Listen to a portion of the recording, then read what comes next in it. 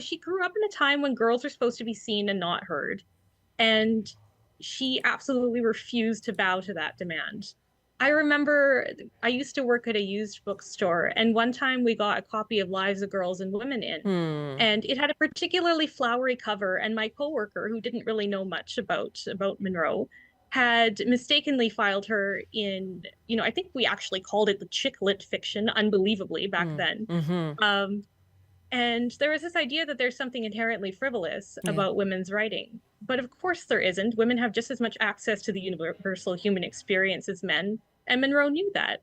And she wrote about men with great affection, but also with that same ruthlessness. She was not unaware of the pressures that women, especially women who are mothers, faced that men simply did not.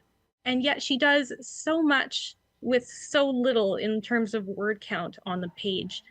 I studied her many times in school, and one of the things you really focus on when you're writing short fiction is how you manage time.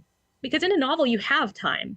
You have time to write what people talk about as the connective tissue. You can sort of connect the Right. dots. You Yeah. can explain things for your reader.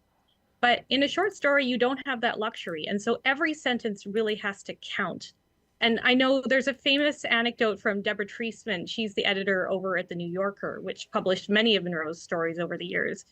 But she talks about editing a Monroe story. And she said, you'll be on page 3 and you'll find a parenthetical aside and you'll think, oh, okay, we're going to cut the fat. We don't really need that. And she would slash it out. And lo and behold, 20 pages later, every time it would turn out that what seemed like a flippant comment early in the story was actually something pivotal, and Yeah. you'd have to put it back in. That's right. No one does it like Monroe. We all try to emulate her, and we all fail terribly. But it's a wonderful thing to try.